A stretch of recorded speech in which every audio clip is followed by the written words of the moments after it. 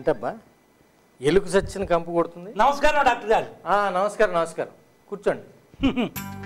చూడటానికి దొంగనా కొడుకు లేకుండా మీరు చాలా మంచివాళ్ళు. Cool cool cool. మీరు బాగున్నారా సార్? బాగానే ఉన్నానయ్యా. మీ భార్య బాగుందా సార్? బాగానే ఉన్నారు. పిల్లలు? ఇగో మా యోగక్షేమాల తర్వాత సంగతి, కానీ ఇంతకి నువ్వెవరు? అరే సరిగ్గా చూడండి సార్, గుర్తుకొస్తాను. ఏంటబ్బా వీడేంటి ఇంత చదువుగా బిహేవ్ చేస్తున్నాడు? అంటే తెలిసిన వాడు అయి ఉంటాడేమో. అంటే మీరు మా మేనమామ గారి తమ్ముడి వాళ్ళ? కాదు కాదు కాదు. కాదా? కాదు.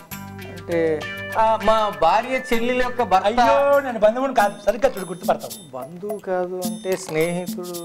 అంటే మా లక్ష్మణరావు వాళ్ళ తమ్ముడు? కాదు కాదు కాదు, నేను స్నేహితుని తరపున కూడా కాదుగా. ఇంతకీ ఎవరువయ్యా బాబు నువ్వు? గుర్తుపట్టు కూడా గుర్తుపట్టినట్టు నటిస్తున్నారు. ఏమైనా డాక్టర్తో ఎలా బిహేవ్ చేయాలో తెలీదా? నువ్వేమన్నా సీఎంవా పిఎంవా గుర్తుపట్టడానికి? ఇంతకీ ఎవరు నువ్వు? Patient sir. పేషెంట్వా? ఎందుకు వచ్చావో చెప్పు. 2 సంవత్సరాల క్రితం మీ దగ్గరికి వచ్చాను. 2 నిమిషాల క్రితం ఎవరు వచ్చారో నాకు గుర్తుండదు. 2 సంవత్సరాల క్రితం వచ్చావా? దేని క్రితం పని మీద వచ్చావు? అదే సార్, జలుబు చేసిందని మీ దగ్గరికి వచ్చాను కదా. 2 సంవత్సరాల క్రితం జలుబు చేసి? Ramesh same personal. నిన్నట్ట మర్చిపోతానయ్యా. నువ్వు చీదుడికి మా క్లినిక్ అంతా క్లీన్ చేసుకోవడానికి 400 రూపాయల ఫెనాయిల్ అయింది.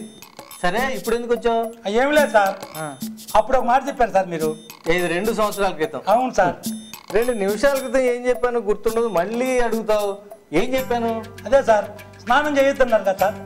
అంటే జలుబు చేసింది కదా, ఎక్కువైపోతుందని వద్దని ఉంటాను. ఇప్పుడు చేయమంటారు సార్? అంటే 2 సంవత్సరాల నుంచి నువ్వు స్నానం? నేను ఎందుకు చేస్తాను సార్? అర్థమైందే, కొంచెం దూరంగా ఉండు. ఎందుకో? ఎందుకంటే ఎలుగు చచ్చిన వాసన వస్తుంది, అందుకని. ఇగో ఇంకొద్ది రోజులు స్నానం చేయమని పోతావు. ఎప్పుడు సార్? కొద్ది రోజుల తర్వాత. ఎక్కడికి పోతాను సార్? పైకి పోతావు. ఆఖరి స్నానం ఏదో మీ వాళ్ళు చేపిస్తారు. సరే, థ్యాంక్ యూ డాక్టర్. ఇగో 2 సంవత్సరాల క్రితం వచ్చావు. అవును వచ్చాను. ఉచిత సలహా తీసుకుని వెళ్ళిపోయావు. అంతే. నేను ఇప్పుడు కూడా వచ్చాను, సలహా తీసుకుని వెళ్ళిపోతాను. ఎప్పుడు అంతే. నా పీజీ ఎవడిస్తాడు? Pizza sir? కొద్ది కాలం అయినాక నేను పోతాను కదా సార్. డెఫినెట్ గా పోతావు. ఇంకొద్ది కాలం అయినాక నువ్వు కూడా పోతావు కదా. నా సంగతి ఎందుకులే, ముందు ఫీజు సంగతి. పుట్టిన ప్రతి ఒక్కడు పోతారా లేదా సార్? ఆ సంగతి వదిలేవయ్యా, ఫీజు సంగతి చూడు. నువ్వు చచ్చినాక పైకి రండి సార్, ఇస్తాను.